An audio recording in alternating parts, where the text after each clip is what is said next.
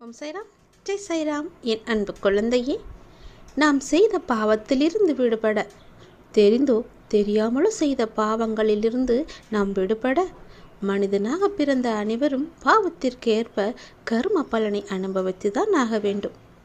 நாம் நல்லது செய்கின்றோம் என்ற தோரணையில் சென்று கொண்டிருக்கும் போது நம்மை அறியாமலேயே ஏதோ ஒரு சின்ன விஷயத்தில் அறியாமல் ஒரு பாவத்தை செய்து விடுவோம்.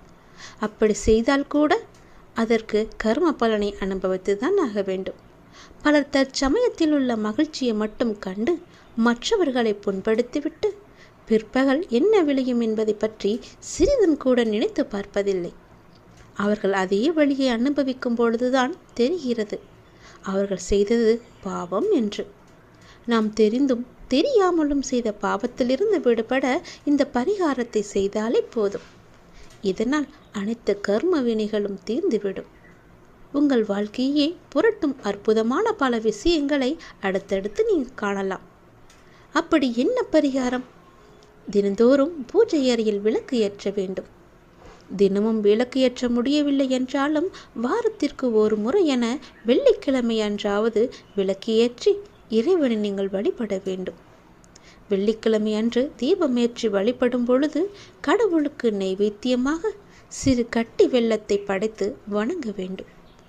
பூஜை முடிந்தவுடன் படைத்த வெல்லத்தை நிலைவாசலில் கொண்டு வைக்க வேண்டும். அதை எறும்புகளுக்கு தானமாக கொடுக்க வேண்டும். பூஜை முடிந்து நிலைவாசலில் வைக்கும் வெல்லத்தை சிறு சிறு பூச்சிகள் மற்றும் எறும்புகள் சாப்பிடும் அல்லவா? அவ்வாறு சாப்பிடுவதால் நம்முடைய பாவங்கள் அனைத்துமே நீக்க பெற்று நாம் சந்தோஷமாக வாழலாம். நம் பாவங்கள் அனைத்தையும் அவைகள் ஏற்றுக்கொள்ளும் என்பதுதான் ஐதீகம்.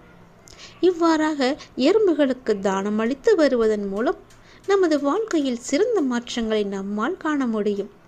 இந்த பரிகாரத்தை எல்லோருமே செய்யலாம். தொடர்ந்தும் செய்து வா. இந்த பரிகாரத்தை தொடர்ந்து நீ செய்து வர அறிந்தோ அறியாமலோ செய்த பாவங்களிலிருந்து உடனடி நிவாரணம் கிடைக்கும் உனக்கு. இதை ஏன் நான் இந்த நேரத்தில் உன்னிடம் சொல்ல வருகிறேன் என்று யோசித்து பார்த்தாயா? நேற்று உன்னையே அறியாமல் ஒரு சிறு விஷயத்தை நீ செய்தாய். அது உனக்கு ஞாபகம் இருக்கிறதா இல்லையா என்பது கூட எனக்கு தெரியவில்லை. நீ செய்த ஒரு சிறு விஷயம் உன்னுடைய பாவ கணக்கில் சேர்ந்து விட்டது. பயப்படாதே, கலங்காதே. உன் அப்பா நான் இருக்கின்றேனே. அதற்கான நிவாரணத்தை கொடுக்கத்தான் நான் இப்போது உன்னை தேடி வந்திருக்கிறேன். இரவு என்று பாராமல் உன்னை நோக்கி வந்ததன் காரணம் நீ செய்த பாவத்தை உடனடியாக போக்க வேண்டும் என்பதற்காகவே. நான் சொல்வது போலவே செய்துவிடு. தினமும் முடிந்தால் உன் வீட்டில் நீ விளக்கு ஏற்று. தினமும் வெள்ளக்கட்டிகளை வை அல்லது சர்க்கரைகளை வை. அது எடுக்க எடுக்க அந்த எறும்புகள் எடுக்க எடுக்க உன்னுடைய கர்ம பலன்கள் பாவங்கள் எல்லாம் தொலைவதை காண்பாய். இதை 2 நிமிடம் மட்டும் நீ கேள். 2 நிமிடம் இதை கேட்டால் போதும். இன்று இரவுக்குள் 2 நல்ல செய்திகளை உன்னை தேடி நான் வர வைப்பேன். அதை நீ அறிந்து கொள். அதை நீ உணர்ந்து கொண்டால் மட்டுமே அதற்கான நல்ல பலனை உன்னால் பெற முடியும். என்னுடைய பக்தர்களுக்கு தீங்கு நேரிட நான் அனுமதிக்க மாட்டேன். என் பக்தர்களை நானே கவனித்து கொள்ள வேண்டும் என்ற ஆசை எனக்கு முழுவதுமாக இருக்கிறது.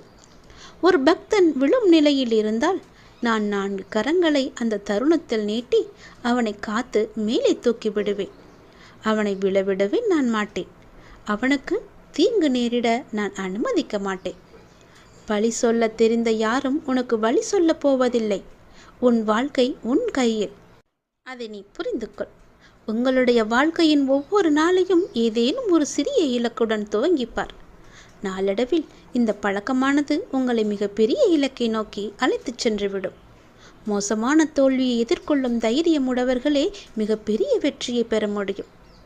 குடை மழையை நிறுத்தாது, ஆனால் அது நம்மை நனையாமல் தடுக்கும். தைரியம் பிரச்சனைகளை தீர்க்காவிட்டாலும் அதை எதிர்கொள்ள உதவும். கத்தி என்று தெரிந்தும் கால் வைக்க துணிந்தவர்கள்தான் இன்று காலத்தை கைப்பிடியில் கசக்கி வைத்திருக்கின்றார்கள். கடந்து போன நாட்களுக்காக நீ கவலைப்படாதே. நடந்து செல்ல நல்ல நாட்கள் நிறையவே உண்டு. அடுத்த அடி நீ எடுத்து வை. உங்களை நிராகரித்தவர்கள் உங்களுடன் பேச துடிக்கும்படி வாழ்ந்து காட்டு. அப்படி நீ வாழ்ந்து காட்டுவதே உங்களுடைய உண்மையான வெற்றி. தாழ்வு மனப்பான்மையும் பயமும் முன்னேற்றத்தை தடை செய்யும். மனத்திற்கு தைரியத்தை அதிகம் கொடுத்து முன்னேறி செல்வதில் அக்கறையாக இருந்தாலே உன்னுடைய வாழ்க்கையில் வெற்றி நிச்சயம் உன்னை தேடி வந்து கொண்டே இருக்கும். பயப்படாதே, எல்லாவற்றுக்கும் துணையாக உன்னுடைய அப்பா நான் இருக்கின்றேன். நாளை உன்னை காண ஏதாவது ஒரு ரூபத்தில் வந்து உன் முன்னால் நிற்பேன், உன்னை சந்திப்பேன். நீ என்னுடைய வருகைக்காக காத்து கொண்டே இரு. நான் வருவதை நீ அடையாளம் கண்டுகொள். நீ எந்த ரூபத்தில் என்னை காண வேண்டும் என்று ஆசைப்படுகின்றாயோ அதை முதல் நாள் இரவே என்னிடம் சொல்லிவிட்டு நீ உறங்கப்போ. மறுநாள் அந்த அதிசயத்தை காண்பாய். நீ ஆசைப்பட்ட உருவில் உன் முன்னால் வந்து நான் இருப்பேன். அப்போது என்னை தெரிந்து கொள்ளலாம். வந்தது என்னுடைய அப்பா என்று நீ உணர்ந்து கொள்ளலாம். உன் உடம்பிற்குள் ஒரு சிலிர்த்த உணர்வு ஏற்படும். ஜில்லென்று காற்று வீசும். அப்போது நீ உணர்ந்து கொள், உன்னுடைய அப்பாதான் உன்னை தேடி வந்திருக்கிறேன் என்று. நடந்து முடிந்த ஒன்றை மனமே மாற்ற முடியாது. இதுவரை நடந்த அனைத்தையும் இறைவனின் செயல் என்று ஏற்றுக்கொள். இனி நடக்கப் போகும் எதையும் இப்பொழுது நிர்ணயிக்க முடியாது. காலத்தின் கைகளில் விட்டுவிடு. இப்பொழுது நீங்கள் செய்து கொண்டிருக்கும் செயலை முடிந்தவரை சிறப்பாக செய்து வா. நீங்கள் வாழ்ந்து கொண்டிருக்கும் இந்த நொடியை சிறப்பாக வாழ முயற்சி செய். உங்கள் வாழ்வின் இந்த நொடி இப்பொழுது உன் கையில் இருக்கிறது. நான் இருக்கின்றேன். நீ அனுபவித்த துன்பங்கள் எல்லாமே முடிவுக்கு வரப்போகின்றது. எப்படி சரியாக போகிறது என்று மலைக்கும் விஷயங்கள் எல்லாம் ஒன்றும் இல்லை என்னும் அளவிற்கு மாயமாக மறைந்து போகப் போகின்றது. நீ கவலையே கொள்ளாதே. இந்த நிலை எல்லாம் கூடிய விரைவாகவே மாறப்போகின்றது. எப்படி வேண்டுமானாலும் வாழலாம் என்பது வாழ்க்கை கிடையாது. இப்படிதான் நீ வாழ வேண்டும் என்று வாழ்வதற்கு பெயர்தான் உன்னுடைய வாழ்க்கை. வாழ்வில் நீ வெற்றி பெற வேண்டுமானால் பயனில்லாதவற்றையெல்லாம் பேசி பொழுதை வீணாக்காதே. பயனுள்ளதை பேசு. மௌனமாக இருக்க நீ பழகிக்கொள். தேவையில்லாத விஷயங்களெல்லாம் உன்னை நீ நுழைத்து கொள்ளாதே. வாழ்வில் எவ்வளவு முன்னேற நினைக்கின்றமோ அந்த அளவிற்கு பல அர்த்தமற்ற பேச்சுக்களை நீ சகித்து கொண்டுதான் ஆக வேண்டும். வாழ்க்கையில் நீ மகிழ்ச்சியாக இருக்க என்ன செய்ய வேண்டும் என்று யோசிக்க வேண்டுமே தவிர அடுத்தவர்கள் என்ன செய்கிறார்கள் என்று நீ பார்க்கக்கூடாது. என் வார்த்தைகள் உனக்கு பிடிக்கும் என்று நம்புகிறேன். என் வார்த்தைகள் மீது உனக்கு நம்பிக்கை இருக்கும் என்று நம்புகிறேன். என் வார்த்தைகளை நீ செவி கொடுத்து கேட்பாய் என்று நம்புகிறேன். என்னுடைய வார்த்தைகளை நீ செயல்படுத்துவாய் என்று நம்புகிறேன். அந்த நம்பிக்கையில்தான் நான் உனக்கு அவ்வப்போது தினம் தினம் எல்லாவற்றையுமே சொல்லிக் கொண்டிருக்கின்றேன். என் வார்த்தைகள் மீது நீ நம்பிக்கை வைத்து செயல்பட்டு பார். கவலைப்படவே மாட்டாய். நான் இருக்கின்றேன் உன்னோடு. எங்கும் எப்போதுமே உன் அப்பா நான் இருக்கின்றேன். உனக்கான இலக்கு எது என்று நிர்ணயித்து விட்டேன். அந்த இலக்கை நோக்கி நீ பயணிக்க வேண்டிய தூரம் சற்று தூரமே. நீ அதை சென்று அடையப் போகின்றாய். உன் இலக்கு உன் கைக்கு கிடைக்கப் போகின்றது. நிமிடத்திற்கு நிமிடம் நின்று விடாமல் மாறிக்கொண்டே இருக்கும் எதையும் மனத்திற்குள் பிடித்து நீ வைக்க முற்பட வேண்டாம். இருக்கும் வரை மகிழ்ச்சியோடு இரு. இல்லை என்று ஆன பிறகு நிம்மதியோடு இரு. அது எனக்கு இல்லையே என்ற எண்ணத்தை நீ விட்டுவிடு. இன்று இல்லாவிட்டால் நாளை என்ற எண்ணத்தோடு நீ பழகிப்பார். சென்று பார். உன் வாழ்க்கை சந்தோஷமாக இருக்கும். உன் வீட்டில் மங்களகரமான நிகழ்வுகள் எல்லாம் நடக்க பெறும் நேரம் வந்துவிட்டது. நீ முயற்சி செய். வெற்றி கிடைக்கும். இந்த அப்பாவின் ஆசையோடு நீ கேட்டது கிடைக்கும். நீ நினைத்தது நடக்கும். நீ மகிழ்ச்சியாகவே இருக்கப் போகின்றாய். அந்த மனிதனை அளிக்கும் 3 எதிரிகளை மட்டும் உனக்குள்ளே வைத்து கொள்ளாதே. மிகவும் மோசமானது. நான் என்கின்ற ஆணவம் உனக்கு வேண்டாம். அவனா என்ற பொறாமை உனக்கு வேண்டாம். எனக்கு என்கின்ற பேராசையும் உனக்கு வேண்டாம். இந்த 3 குணங்களுமே மனிதனை நிம்மதியாக வாழ விடாது. இது மட்டும் உன்னிடத்தில் இல்லை என்றால் நீ நிம்மதியாக சந்தோஷமாக வாழலாம். அமைதியாக இருக்கிறேன் என்று என்னை நினைத்து கோவப்படுவது சரியே. அமைதியாகத்தான் உள்ளேன். உன் கர்மாவை மாயையின் விளையாட்டிலிருந்து காப்பாற்ற நான் உனக்காக எப்போதும் எல்லா ரூபத்திலும் இருப்பேன். உன் வாழ்க்கையில் உன்னை ஆளும் மிகப்பெரிய விஷயம் உன் மனமும் புத்தியும் தான். உன் மனமானது சஞ்சலம் இல்லாமலும் புத்தி நல்லவையை நாடுதல் இவைகள்தான். உன் வாழ்க்கையை நேரமானது ஆளும்போது உன் பாதை என்னவென்றும் அதில் நீ எப்படி பயணிக்க வேண்டும் என்றும் உனக்கு புரியும். உன் புத்தியும் மனமும் உனக்கான நல்ல நேரத்தை தீர்மானிக்கும். இதுவே மாயை விதி சூழ்ந்துவிட்டால் அவற்றால் உன் மனமும் புத்தியும் அகப்பட்டு கொண்டு இருக்கும். அதுவே உனக்கான நேரத்தை எதிர்மறையாய் தீர்மானிக்கும். உன்னுடைய முடிவுகள்தான் உன் வாழ்க்கையில் இடம்பெறும் இன்பமும் துன்பமும். இன்பமும் உன் ஆன்மா யோசிக்கும் விதத்தில் உன் கஷ்ட காலம் என்பது முந்தைய கர்மவினை, அதாவது நீ தெரிந்தோ தெரியாமலோ செய்த தவறுகள். அவற்றின் கணக்கை விதி பார்த்து கொண்டே தான் இருக்கும். அதன் பொருட்டே உன் கடினமான நேரங்கள் நிர்ணயிக்கப்படும். அதனால் எதற்கும் மனம் தளராதே. வாழ்வில் இன்பத்தை கண்டு மட்டுமே வாழ முடியாது, அதை போல துன்பத்தை கண்டு மட்டுமே வாழ முடியாது. இரண்டும் சம அளவே. அதை போலவே நல்லவை என்றும் திகட்டாது. ஆனால் தீமைக்கு ஒரு முடிவு உண்டு. அந்த முடிவில்தான் ஒவ்வொரு நிகழ்வின் ஆரம்பம் ஆகும். நியாயத்தின் சாயல் அப்போது தான் செய்த வினை கர்மா என்ற பெயரில் ஒருவரை ஆட்கொள்ளும். உன்னில் உன் சாய்தேவா இருக்கிறேன். சில நேரம் உன்னை நீயே வெளித்தோற்றத்தில் உணர்கிறாயா? உன் உள்மனம் ஆன்மா ஒரு பக்கம் இருக்கும், இன்னொரு பக்கம் ஏதோ ஒன்று உன்னை தனியே இழுப்பது போல் உணர்கிறாயா? அது மாயை செய்யும் வேலை. அதை இப்போது உணர்ந்திருப்பாய். அதனால் நீ எதற்கும் பயப்படாதே, கலங்காதே. உன்னில் நிச்சயம் வெற்றி என்ற தீபத்தை நான் ஏற்றுவேன். அனைத்துமாக நான் இருப்பேன். உன் வாழ்க்கையில் என் நன்மைகள் நடக்கும். நீ நினைப்பது நடக்கும். நம்பிக்கையோடு இரு. நம்பிக்கையுடன் வழிபட்டால் காணும் இடமெல்லாம் பாபாவின் தரிசனம் உங்களுக்கு கிடைக்கும். கனவென்று என்று எண்ணிய வாழ்க்கை நிஜமாக மாறும். உன் மனம் உடையும் நிலை வந்தாலும் கலங்காதே. உன்னோடு நான் இருக்கிறேன். உன் நம்பிக்கையும் தைரியமுமாக என்றும் நான் உன்னுடன் இருப்பேன். குரு அவர்கள் நினைத்தால் ஒரு நொடியில் ஏழையை பணக்காரராக மாற்றிவிடுவார். பிரம்மா எழுதியதை கூட மாற்ற வல்லமை வாய்ந்தவர் இந்த பாபா மட்டுமே. கடவுள் உங்களை இக்கட்டான சூழ்நிலையில் தள்ளும் போது கடவுள்தான் உங்களை அதிலிருந்து மீட்டெடுப்பார். கடவுள் உங்களுக்கு வழிகாட்டுவார். எல்லாவற்றையும் செய்பவர் கடவுள் என்பதை நினைவில் கொள்ளுங்கள். என்னை முழுமையாக அறிந்தவர்கள் நான் உதவவில்லை என்று வருந்த மாட்டார்கள். உருவம் வேறாக இருந்தாலும் உதவி என்னுடையதாகவே இருக்கும். கவலை வேண்டாம். கண்ணீரை துடை. கண்ணை இமைக்காப்பது போல் நான் உன்னை காத்து வருகிறேன். நீ உரிமை கோரும் ஒன்று உன்னிடம் நிபந்தனையுடன் நிரந்தரமாக வந்து சேரும். வாழ்க்கையில் முன்னேற நீ முயற்சி செய்தால் அதை வெற்றி பெற செய்வது என்னுடைய கடமை. உன் கவனம் என் மீது இருக்கட்டும். நான் உன்னை கவனித்துக் கொள்கிறேன். எல்லாம் நன்மைக்கே. கூடிய விரைவில் ஒரு நல்ல செய்தியை நீ கேட்பாய். சந்தோஷமாக இரு. எதை பற்றியும் கவலை வேண்டாம். உன்னுடன் நான் இருக்கிறேன்.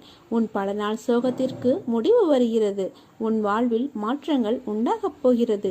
உன் கனவுகள் நிறைவேறும். நீ நினைப்பது நடக்கும்.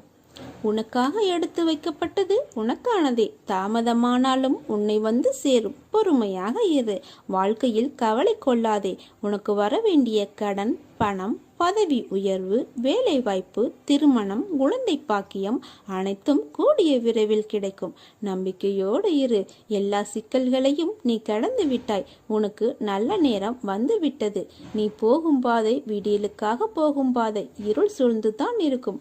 அதில் உனக்கான பயங்கள், கலக்கங்கள் இருக்கலாம். ஆனால் உனக்கென்று பாதையில் நீ ஒருவராக மட்டும்தான் செல்ல முடியும். ஆனால் உனக்காக துணையாய் அந்த இருளில் நான் இருப்பேன். இருள் என்பதனால் உன் கண்களுக்கு நான் புலப்படாமல் இருக்கலாம். ஆனால் நான் உன்னிடத்தில் தான் இருக்கிறேன். உன் பாதை, உனக்கான வெற்றி இவையெல்லாம் உன் ஆன்மாவுக்காக எழுதி வைக்கப்பட்டது. உனக்கு எது என்று நிர்ணயிக்கப்பட்டதோ அது தான் உன்னிடத்தில் உனக்காக வந்து சேரும். அது வந்து சேரும் காலத்தையும் நீ நெருங்கிவிட்டாய். எல்லா சுமைகளையும் என்னிடம் தந்துவிட்டு தைரியமாக போய்கொண்டிரு. வருத்தத்தை விட்டு பொறுமையாக உனக்கான இலக்கை நோக்கி போய்கொண்டே இரு. வாழ்க்கையில் கடினமான நேரங்கள் என்பது எல்லோருக்கும் வரத்தான் செய்யும். அதற்காக சோர்வடைந்து வாழ்க்கையே வேண்டாம் என்று நினைத்தால் பூமியில் ஒருவர் கூட இருக்க மாட்டார்கள். இருளில்தான் மின்மினி பூச்சியின் வெளிச்சம் நமக்கு தெரியும். பகலில் தெரிவதில்லை. அதே வெளிச்சம் என்ற சந்தோஷமான நேரம் வாழ்க்கை அழகாக இனிமையாக இருக்கும். ஆனால் வாழ்க்கையின் படிப்பை வெளிச்சத்தில் நீ உணர மாட்டாய். இருளில் அலைந்து அதை நீ உணரும் போதுதான் வாழ்க்கை என்ற ஆத்ம வெளிச்சம் என்ன என்பதை நீ உணர்வாய். வாழ்க்கையில் உன் மனதில் பயம் தோன்றும் நேரம் உன் எதிர்மறை எண்ணங்களால் மட்டுமே. வாழ்க்கையை நினைத்து அது சரியாக நடக்குமா என்ற பயம்தான் உன் வேலையில் தடங்களை ஏற்படுத்துகிறது. இனிமேல் பயப்படாதே. உன்னை தேடி வந்த வாய்ப்புகள் எல்லாம் உனக்கு உன் சாய்தேவா கொடுத்த வாய்ப்புகள். அதை நீ மனதார ஏற்றுக்கொள். நிச்சயம் அதில் நீ வெற்றி பெறுவாய். உனக்கான வாயிற்படியை நான் உனக்கு கொடுத்து விட்டேன். அதில் பயணிக்க நீ தயாராக இரு. உனக்காக பக்க பலமாய் உன் கையை பிடித்து உனக்கான வாழ்க்கையை பிரகாசமாக்குவேன். திடமான விசுவாசத்தை மனதில் திரித்து எவர் தம்முடைய குருவை வழிபடுகிறாரோ அவருக்கு இறைவன் எக்காலமும் கடன்பட்டவனாகிறான். அவரை யாரும் அக்கிரகமாக பார்க்க முடியாது. எவர் இறைவன் வழிபாட்டில் விருப்பம் கொண்டு அவரை ஒரு நிமிடத்தையும் வீணாக்க மாட்டாரோ அவருக்கு குரு எல்லையற்ற ஆனந்தத்தை அளிப்பார். பிறவி பெருங்கடலை தாண்டி அவர் அழைத்துச் செல்வார். என்னுடைய அன்பு குழந்தையாகிய நீ முதலில் உன்னை தெளிவுபடுத்திக்கொள். நான் இன்றி எதுவும் அசைய போவது இல்லை. இன்றும் நான் உயிரோடு தான் இருக்கிறேன். நான் உயிரோடு வலம் வருவதை பலமுறை வெளிப்படுத்தி இருக்கிறேன். நான் உன்னோடு இருப்பதை நீ உணர்ந்து கொள். மனமும் எண்ணமும் வேறுபட்டிருக்கையில் பணம் மட்டும் எப்படி நல்ல தீர்வை சொல்ல முடியும்? உணர்வுகளை பகிர்ந்து கொள்ள வேண்டும். அதன் பின்பு வாழ்க்கையில் புத்துணர்வு பிறக்கும்.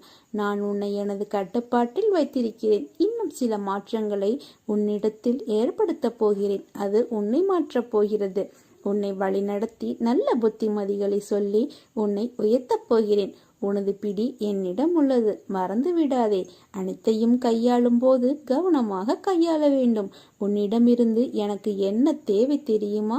நான் யார் என்று தெரியாமல் இருந்தபோது நீ எப்படி இருந்தாயோ, என்ன செய்தாயோ, அதை கடந்து வந்து நான் யார் என்பதை எப்போது நீ உணர்ந்து கொண்டாயோ அக்கணமே உனது கர்ம பலன்கள் பாரங்கள் முழுவதையும் நான் வாங்கிக் கொண்டேன். அகங்காரத்தை கைவிடு.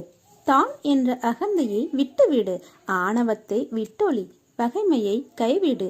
தீய பழக்கங்களிலிருந்து வெளியே வா. கோபத்தை கைவிடு. நிதானத்தை கடைபிடி. உனது ஐம்புலன்களையும் அடக்கி வாழ கற்றுக்கொள். கண்களை அலைப்பாய விடாமல் யாரையும் தூற்றி பேசாமல் இரு. பிறர் விஷயத்தில் தேவையில்லாமல் அக்கறை காட்ட நினைக்காதே. இது என் அறிவுரை. இதை நினைவில் நிறுத்திக்கொள். இனி அனைத்தும் உன் வசம் மாறப்போகிறது. நீ மாறப்போகிறாய். பொறுமையாக இரு. நம்பிக்கையோடு இரு. நம்பிக்கைதான் வாழ்க்கை. அப்பா, நான் இருக்கிறேன். என்னை சரணாகதி அடைந்தால் நான் உன்னை பாதுகாப்பேன். வாழ்க்கை என்ற பாதையில் நாம் நெடுந்தூரமாக செல்கிறோம் என்பது நம் எண்ணம். ஆனால் பயணிக்க தூரம் சின்னதுதான். அதில் நாம் என்ன புரிந்து கொண்டோம் அதுதான் நாம் பயணத்தின் அளவை நமக்கு காண்பிக்கும். என்றைக்கும் அந்த அளவு உனக்கு நிறைவாய் வேண்டும் என்றால் உன் மனதை தூய்மையாக வைத்துக்கொள்.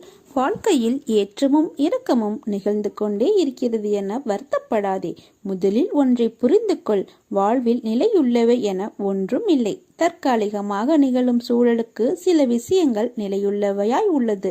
நிலையான ஒரு இடத்தை கண்டுபிடிக்க சில படிகளில் நீ எதிர்பார்ப்புடன் ஏறி போவாய். உன் எதிர்பார்ப்பு உனக்கு கிடைக்கவில்லை என்றால் அதே படியில் இறங்கி வருவாய். மறுபடியும் இதை செய்வாய். உனக்கென்று ஒன்று கிடைக்கும் வரை. கிடைத்துவிட்டால் அங்கே பொருந்திக் கொள்வாய்.